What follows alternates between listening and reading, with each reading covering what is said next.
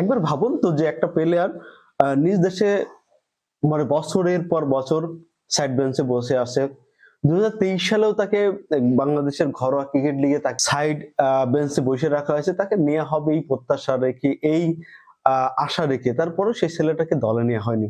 সেই ছেলেটা বাংলাদেশ, এমনও হতে পারে যে সেই ছেলেটা বাংলাদেশের একটা টুর্নামেন্ট হবে, সেই টুর্নামেন্টে হয়তো সে দলও পাবে না।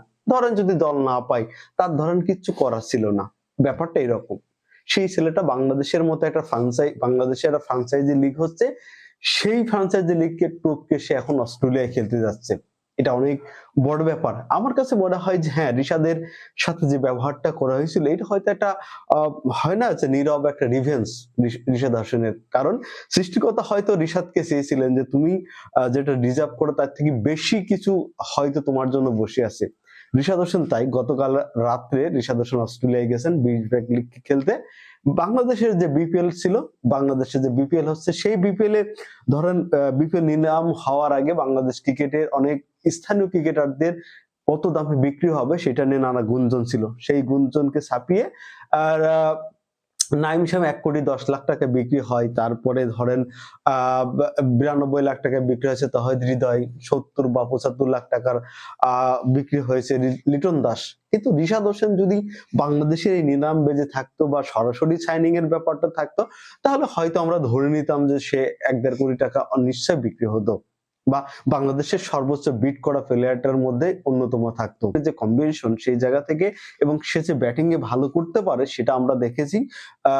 সদ্য সমাপ্ত বা বাংলাদেশের সর্বশেষ ওয়ানডে সিরিজ, সেই ওয়ানডে সিরিজে ওয়েস্ট ইন্ডিজের বিপক্ষে, এবং টি-20তেও সে ভালো ব্যাট করেছে। তার মানে হলো যে যে ছেলেটাকে মানে একটা জিনিস খুব ধন্যবাদ দিতে হয়, সেটা হলো বিসিবি কে। কারণ বিসিবি এই সুযোগটা দিয়েছে। গতবারও তাকে চেয়েছিল হবার্ট হেরিকেন্স, কিন্তু বাংলাদেশের এই যে বিসিবির এনওসি, বিপিএল এই কারণে হয়তো যা হয়নি। কিন্তু বিসিবিও এই জিনিসটা বুঝেছে যে বাংলাদেশের এখান থেকে খেলার থেকে হয়তো আহ অস্ট্রেলিয়ায় খেললে হয়তো সে একজন রশিদ খান হবে, সে একজন সাকিব আল হাসান হবে।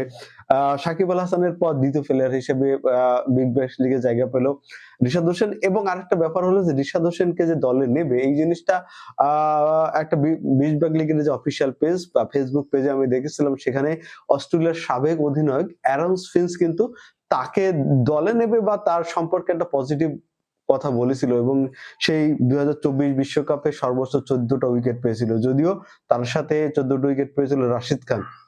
এই যে তখনই আমার কাছে মনে হয়েছিল যে পজিটিভলি 20 ব্যাক লিগে সে খেলবে, এবং সেটা করে দেখাইছে। হতে পারতো যে বাংলাদেশের যে লিগ সেখানে সে দলই পায় না, হতে পারতো। এবং বছরের পর বছর রিশাদ হোসেন একটা অবহেলিত ছিল, সেই অবহেলিত রিশাদ হোসেনই এখন অস্ট্রেলিয়ায় গেছে, ইনশাল্লাহ অস্ট্রেলিয়া পৌঁছে গেছে।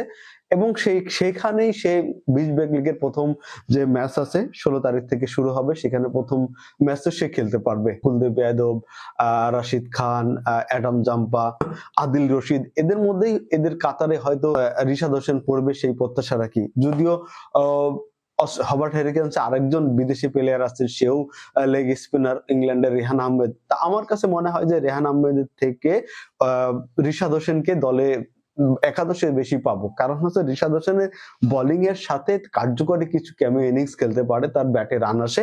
সেটা আমরা আমাদের ন্যাশনাল টিমের ক্ষেত্রেও দেখেছি, অন্যান্য ফ্র্যাঞ্চাইজি লিগের খেলার ক্ষেত্রেও দেখেছি। তার মানে আমি বিশ্বাস করি যে রেহান আহমেদ থেকেও রিশাদ হোসেনকে একাদশে বেশি দেখা যাবে।